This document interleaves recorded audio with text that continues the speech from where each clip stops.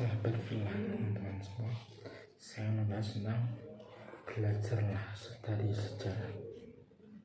Rentetan takdir yang telah terjadi sepanjang bentangan sejarah membuktikan semua negara atau kekuasaan yang menekan kebenaran sejati yang berasal dari langit selalu berakhir dengan kehancuran. Allah firman di dalam Al-Quran, fakulla akhadna bidanbihi faminhum man arsalna alaihi hasiban wa minhum man akhadat sayhatu wa minhum man khasafna bihil arda wa minhum man aghraqna wa ma kana Allahu liyallimahum walakin kanu anfusahum yadlimun. Maka masing-masing mereka itu kami siksa disebabkan dosanya. Maka di antara mereka ada yang kami timpakan padanya hujan batu kerikil, dan di antara mereka ada yang ditimpa suara keras yang mengguntur, dan di antara mereka ada yang kami benamkan ke bumi, dan di antara mereka ada yang kami tenggelamkan. Dan Allah sekali-kali tidak hendak menganiaya mereka, karena mereka yang menganiaya diri mereka sendiri. Quran Surat Al-Ankabut ayat 40.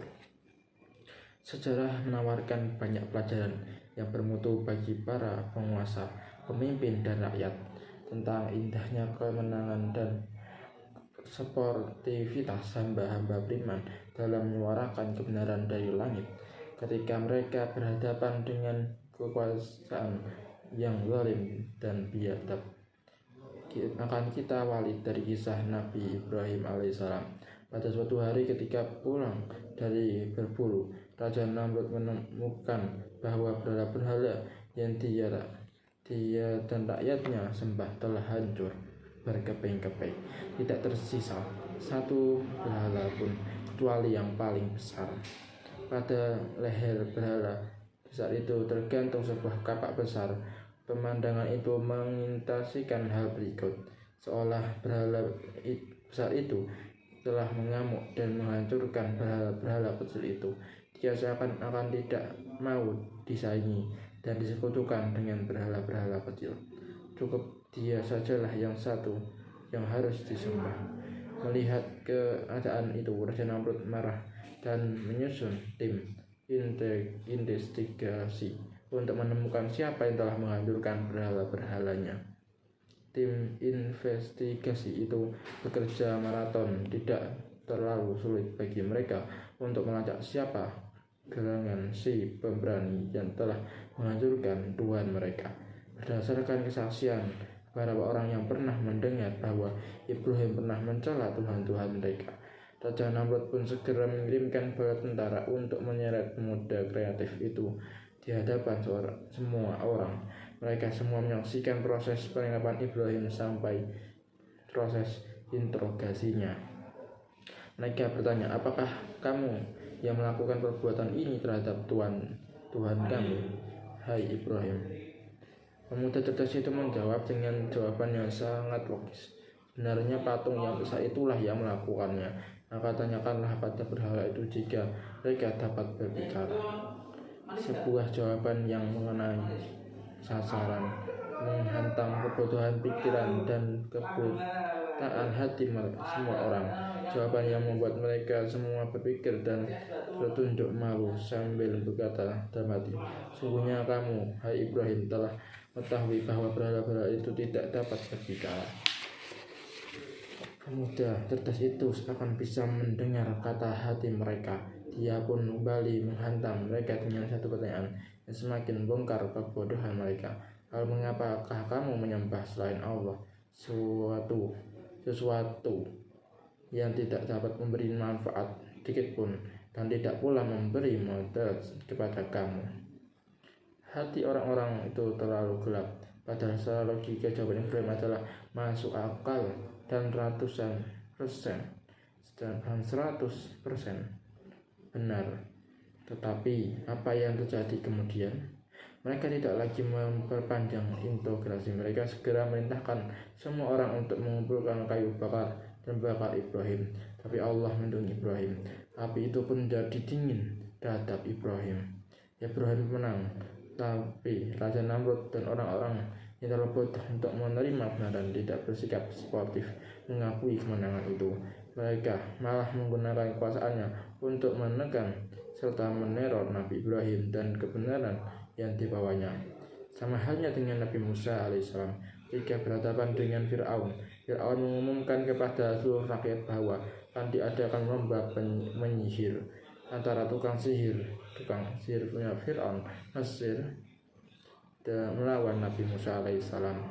Setelah semua berkumpul sesuai jadwal yang telah ditetapkan, para tukang sihir Fir'aun pun memulai perlombaan dengan melempar tali ranting kayu-kayu kecil ke area lomba. Seketika itu juga tali ranting kayu kecil itu berubah menjadi ular kecil. Nabi Musa pun memperlihatkan mukjizat yang Allah berikan kepadanya. Setelah melempar tongkat itu berubah menjadi ular raksasa yang menelan habis ular-ular kecil buatan para penyihir Fir'aun. Semua mata hati mereka menyaksikan bahwa kebenaran yang dibawa oleh Nabi Musa dan kebenaran sungguhnya betapa Fir'aun yang mereka anggap Tuhan tidak berdaya menandingi mukjizat Nabi Musa alaihissalam, sehingga tukang sihir itu tersungkur dan bersujud sambil ucap, "Kami telah beriman kepada Tuhan Harun dan Musa." Sementara Fir'aun tetap tidak mau beriman. Fir'aun justru memamerkan kebodohan dirinya dengan mengancam Nabi Musa dan orang-orang yang beriman dengan sambil berkata, "Apakah kamu telah beriman kepadanya, Musa, sebelum aku memberi izin padamu sekalian? Sungguhnya ia adalah pemimpinmu yang mengajarkan sihir padamu sekalian.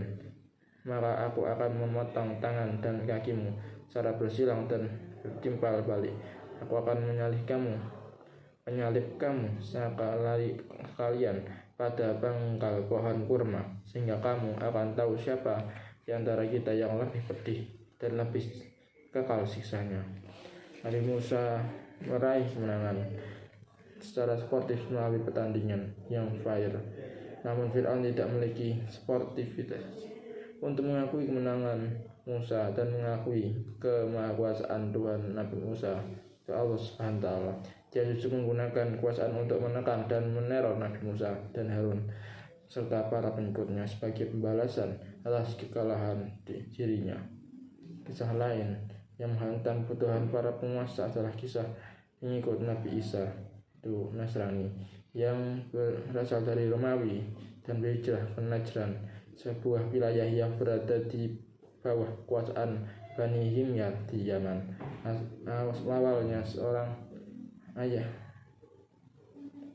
Awalnya seorang yang soleh bernama Simeon berhijrah ke daerah itu. Karena dia seorang yang soleh, maka banyak pengikutnya yang ikut berhijrah ke Najran, sehingga semakin lama jumlah mereka semakin banyak, sehingga mencapai puluhan orang. Waktu itu Yaman berada di bawah pimpinan Zunuwas al-Himyari, seorang penganut agama Yahudi yang taat. Setelah mendengar berita bahwa jumlah orang Nasrani yang berada di daerah Najran semakin banyak, dia mengkhawatirkan mereka akan menyusun kekuatan untuk melakukan pemberontakan.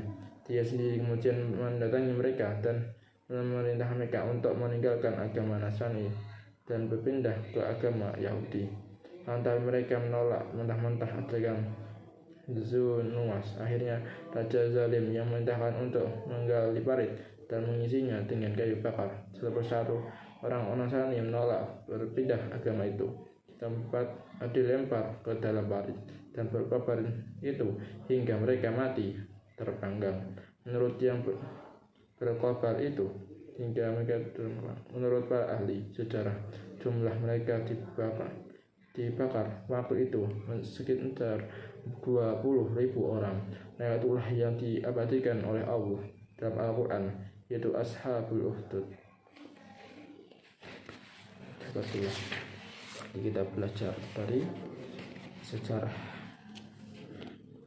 Ada tentu mengetahui orang yang lurus, baik pada zaman dahulu atau zaman sekarang yang dipenjara oleh kekuasaan hanya karena mereka menyuarakan kebenaran sejati yang diyakini hatinya, atau hanya karena mereka memiliki banyak pengikut, lalu dituduh melakukan makar sebagai alasan untuk menekan pergerakan mereka.